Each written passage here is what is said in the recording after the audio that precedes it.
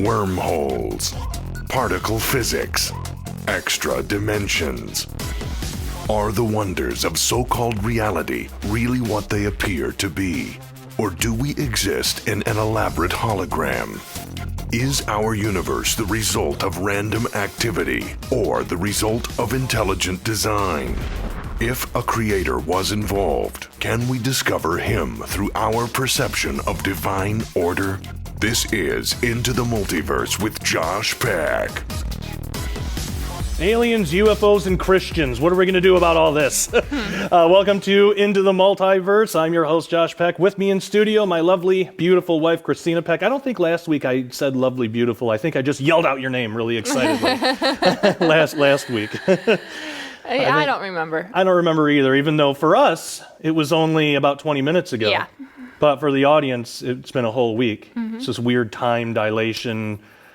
It's quantum physics, so it's real. You know, the great thing about quantum physics is you can just say stuff, and it's real because of quantum physics. Yeah. I'm kidding, of course. There are people that treat quantum physics like that too. Derek Gilbert and I have a new book out, which by now you've probably seen the ad for. We wanted to tell people at home a little bit about what to expect in this, kind of a brief overview, introduction of that and the new Unraveling the Multiverse book that is out. Before we get to that though, this might be somebody's first time watching the show. Where can they find us online? You can find us here at youtube.com/Into the Multiverse. You can find us on Roku under the Skywatch TV channel. And we also have an app. That's the right. Skywatch TV app. Yep, that's right. So you can go to your Google Play Store or your Apple, whatever, wherever you get apps. On your smartphone. On your smartphone, and you can find that there, and you'll have access to all of our shows. If you do subscribe to us on YouTube, please do.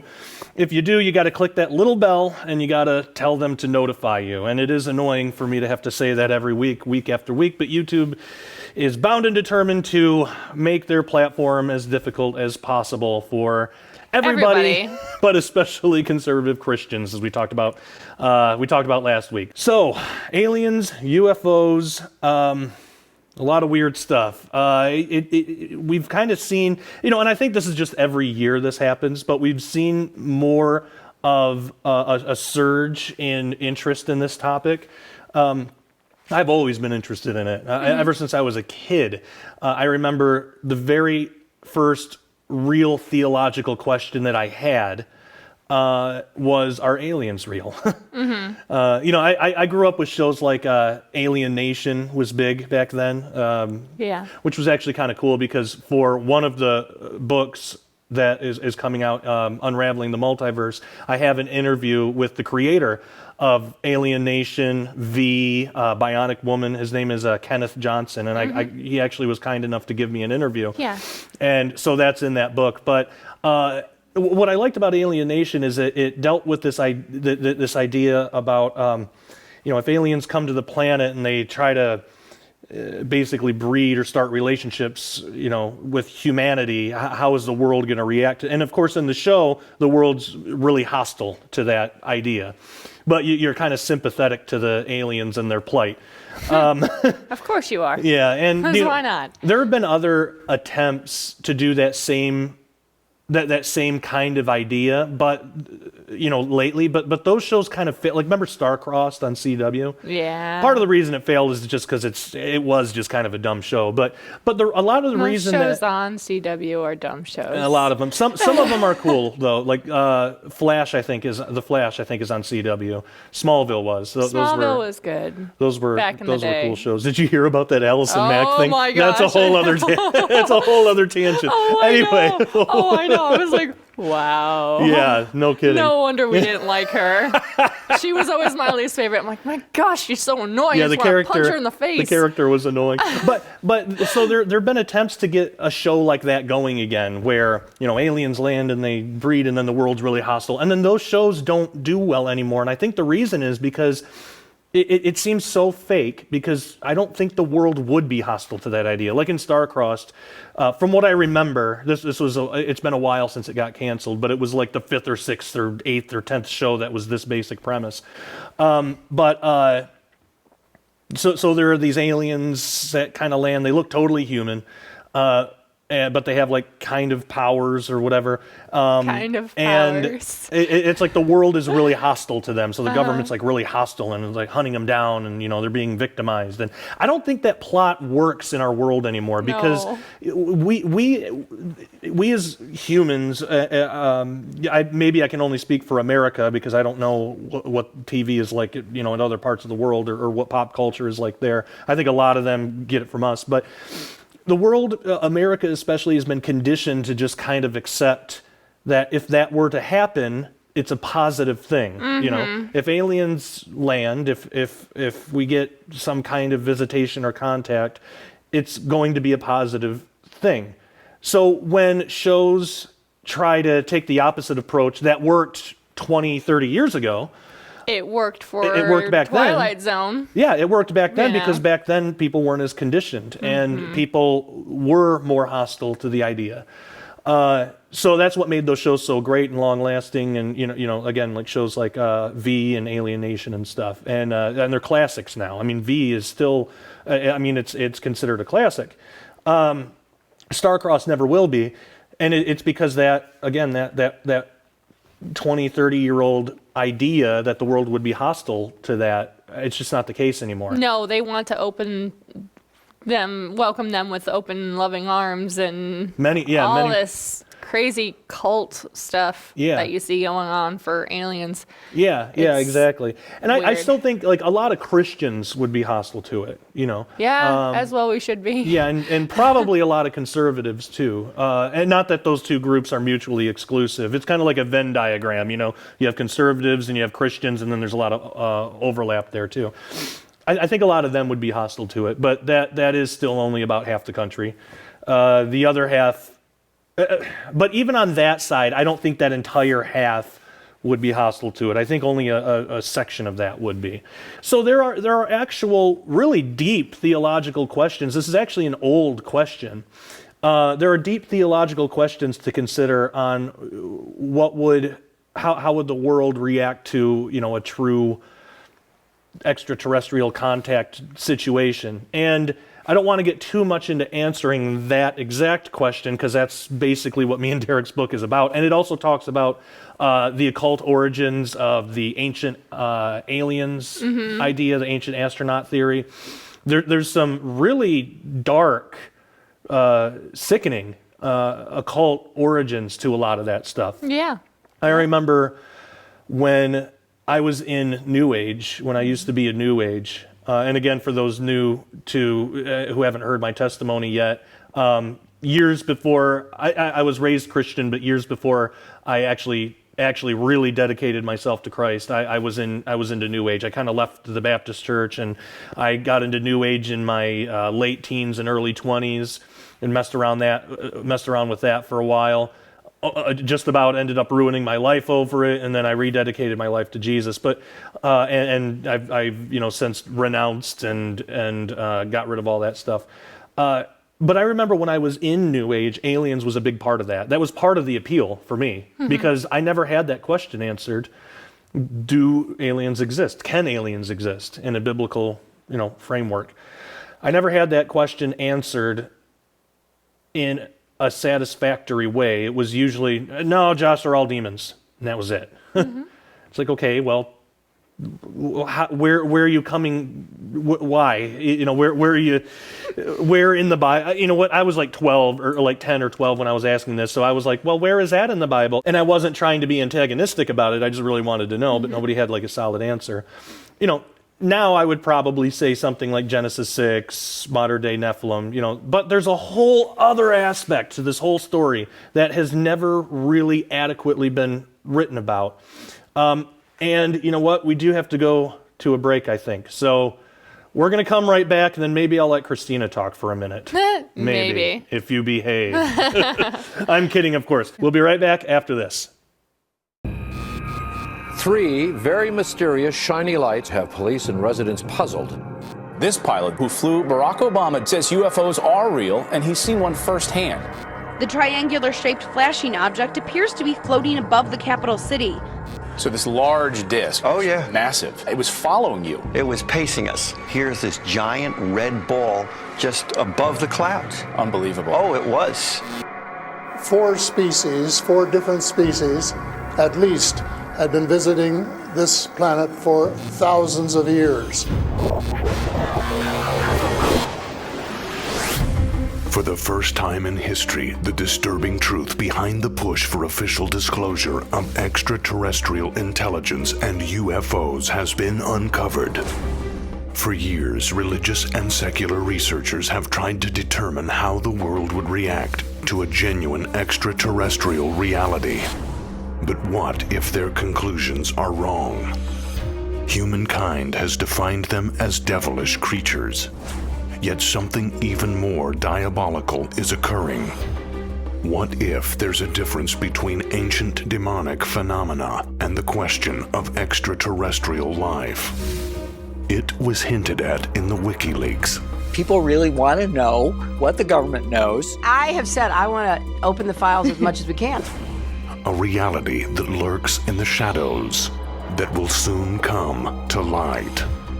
A truth so shocking, it threatens the destiny of every soul on planet Earth. You must ask yourself, why now suddenly is seeking to answer the question of UFOs life-threatening? This is another investigator who is getting very close to information on official disclosure that's now been found dead. I've talked to a lot of pilots here, and they've all admitted that they've seen UFOs, but they kind of keep quiet about it. The government discounts every single report that ever seems to come out, every UFO report. I'm about the only person willing to get in front of the camera and talk about the UFOs that were flying overhead. Promises of earth-shattering news are being quietly whispered by scientists and government insiders. Is something about to happen that was prophesied in the Holy Bible? This November, internationally acclaimed best-selling authors Josh Peck and Derek P. Gilbert peel back the lid on an astonishing cover-up and expose on a most insidious deception. In The Day the Earth Stands Still, unmasking the old gods behind ETs, UFOs, and the official disclosure movement. Coming November 2017.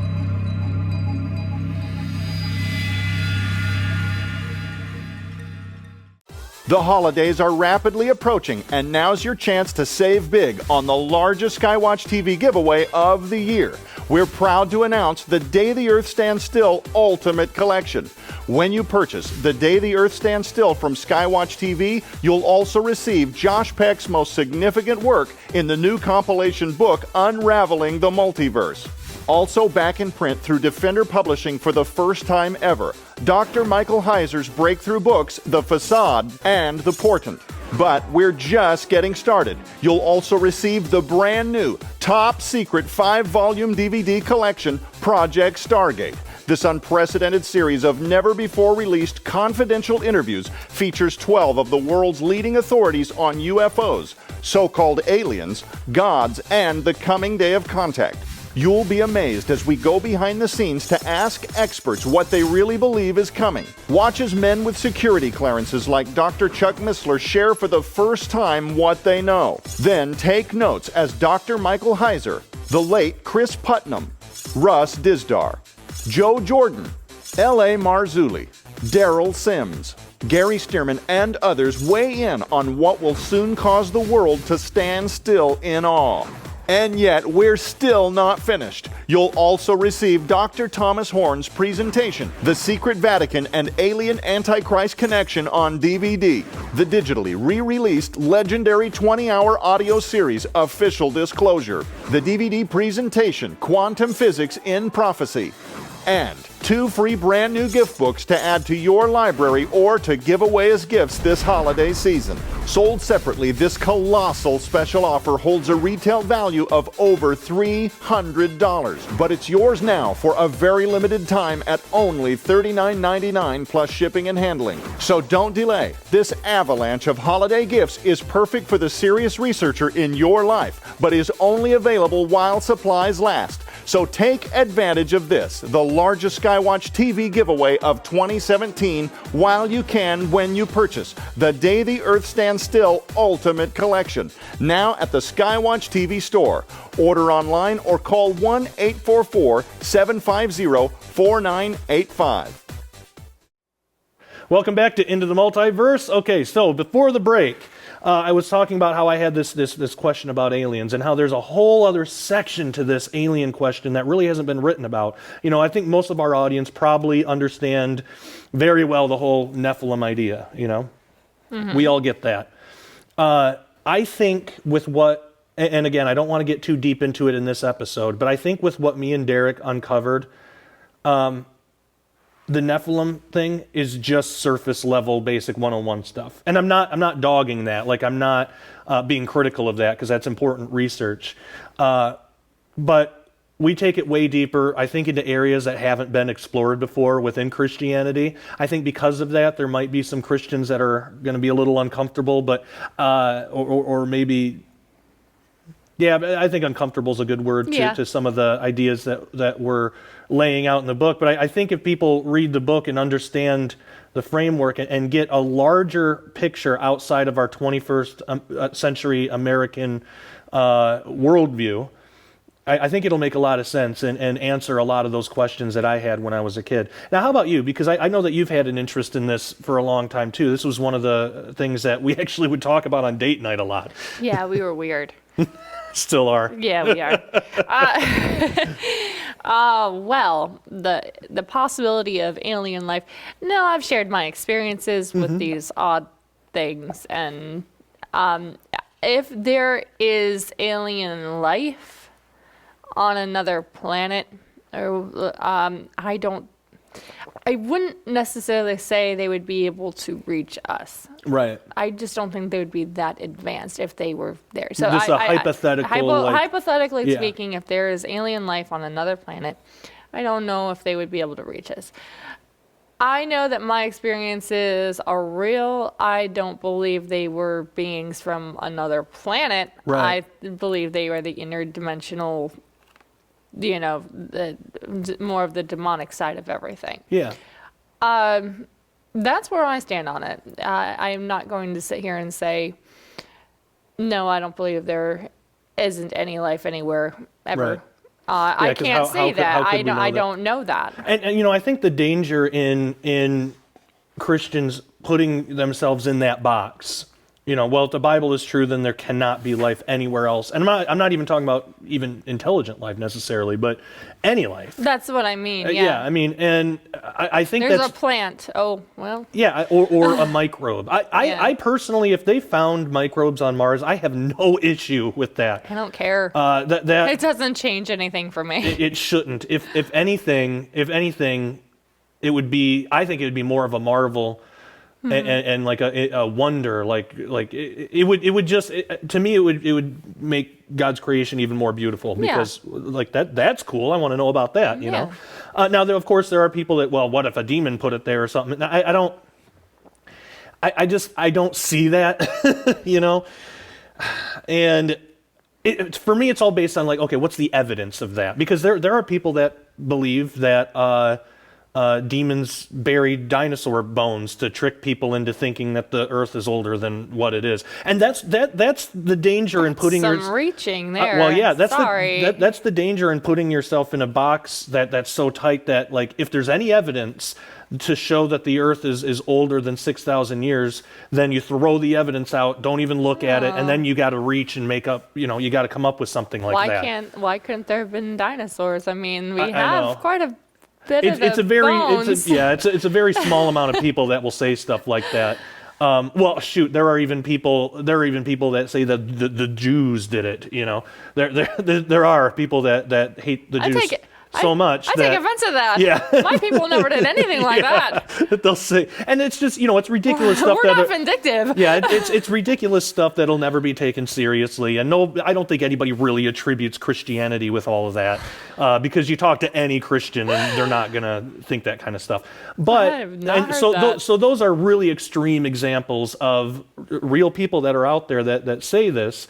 even though nobody takes them seriously. But those are extreme examples of what can happen if you put yourself in like a really tight box like that. Mm-hmm. So like when it comes to, like for example, the age of the Earth, now I used to, I'm kind of 50-50. I'm kind of on the fence with this now. And we actually, it would be cool if we did a whole show on this, but because you've always, ever since I've known you, you've been more of an old Earth kind of person. Sure. And ever since you've known me, I've been more of a young Earth. Yeah, and I'm just gonna say, Oh, yeah, go I ahead. don't have any issue with either. No, same here. If it's 6,000 years old, it's 6,000. If it's more than that, it's more than that. Yeah. I don't have any issue with any side. Yeah, I think a lot of the reason that people became, and this would be years ago, but that Christians became hostile to the idea of an older Earth is because usually evolution is married with that. Usually, something that's not God, usually a creation without a creator is like married to it, and it doesn't really necessarily have to be that way. It doesn't. I've always said with the young Earth stuff that for me to completely like renounce young Earth, two things would have to happen, and I think one of these things did happen. And I'll never call it like a false doctrine from the pit of hell, and I've never said that I about. understand that. Yeah, I've never said that about old Earth either. I think just people interpret things differently, and we just don't know. But when I was younger, part of what started to get me out of New Age and started to open my eyes was a series of videos by Dr. Kent Hovind. Mm-hmm. And we both would watch those together. And it was all about creationism, and he had a lot of really good evidence and good reasons to not believe the evidence that's put forth for evolution, an old Earth idea. He had a lot of really good scientific things even, and somebody would have to debunk all that. Yeah. Someone would have to show, and there's a lot of it. I mean, there was like 6 or 7 videos of this, and it talked about like the fossil record and how they date the bones by the rocks, but they date the rocks by the bones, and it's this whole circular reasoning. Yeah, and I haven't studied that clearly like enough on my own to really get a handle on it. So I don't know. There could be good arguments why somebody could say, well, Kent Hovind was wrong there because of this and this and this, and I'm definitely open to that. Oh, sure. I don't know enough about it to. But all I know is when we were watching him, it was really convincing. So somebody would have to debunk all that. And then I would have to hear the second thing, which I think this has happened. I'd have to hear a really convincing argument from Scripture for an old Earth idea. And I've never really thought the gap theory had very many strengths to it. Even the ruin and restoration, I like that idea more. But I think, and I do think that's a part of it. But when I first heard it, the first I ever heard about it was from David Flynn, and that is convincing. That's like really convincing. But then I heard other variations of it later that I was like, well, I don't know. It just seems like the 6 days of creation and the young Earth is just the simplest, easiest way to understand this text. Sure. So if somebody was able to present me with a simpler way to understand the text that's more in line with what a first century, ancient Near Eastern or Jewish person would think, then I'd be more open to it. And I think that has happened. Mm-hmm. And this ties back to me and Derek's book, because part of that, I was looking into ancient Near Eastern creation myths and then comparing those with the polemics in the Bible. That started to really click. Yeah. That started to make sense where, you know what? I don't think the first century Jew had in mind a Earth that was only a few thousand years old. And at that person, it would have been like, or at that time, that person would have had like maybe a 4,000 or 5,000 year old Earth. However you.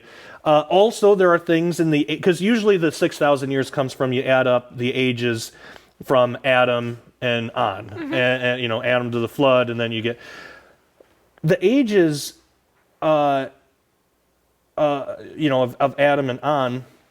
the hundreds and hundreds of years, that might not be what we're thinking it is. And I'm still looking into this now, but the Babylonian system of numbers or whatever was more based on 60 instead of 10, like ours is based on 10. We have 10 fingers. But we still have some of that 60 even in our culture. You know, there's 60 minutes in an hour, 60 seconds in a minute. But there actually might have been some messaging in those numbers, like a message that they're not a code, not like, you know, somebody's thinking in thousands of years somebody will break this code, but it was a way of communicating an idea back then that we don't use anymore. Right. Yep. So all that kind of stuff is starting to kind of get me thinking that maybe old Earth has something to it. But again, the scientific stuff, I would have to have that too, and that one I just don't know about yet. Right. Yeah. But it's interesting to think about. But the cool thing is, you and I have never fought about it. Yeah. We've always had really good, enlightening conversations about. Well, what if this? And yeah. What if that? Yeah. We've. And now maybe you've wore me down enough where I'm kind of coming to your side now on it. Anyway, it's amazing. We have different ideas on things, and we're married and we have children. Yeah, never thought about it. Never thought We've about always it. had different ideas about the rapture. We have a lot of different ideas about stuff like that, and I've always found it to be really enlightening and interesting. And when somebody takes away their own sense of personal responsibility to change somebody else's mind, we don't have that, No, we don't. Once we realize, like, oh, I don't have to do that. They're a person and they're free to. We're entitled to our own opinions. Yeah, they're free to choose. And the Holy Spirit in you is going to be way more powerful and convincing than anything I say anyway. So if the Holy Spirit really wanted you to believe a certain way or something, then he can show you, because you and I have always been open to other ideas. And, same with me. I just think a lot of this stuff, it's interesting, but it doesn't really matter in the grand scheme of salvation and bringing people to Christ and, all that. We should have answers for things, but I think that we should, as Christians, kind of own up a little bit more to our own personal opinions, and that, it's okay to have them. Yeah. So we talk about a lot of this kind of stuff in me and Derek's new book. You saw the commercial for it earlier in the trailer, and I do think, maybe I'm biased. I do think it's groundbreaking, but not in the sense of like an egotistical way, just in the sense of we're breaking ground on something new that hasn't been written about before. But is there anything that you wanted to say before we go? No, I think we've covered I think so too. enough. I think so too. Well, thank you all for joining us on another, hopefully, interesting and enlightening episode of Into the Multiverse. Until next time, take care and God bless.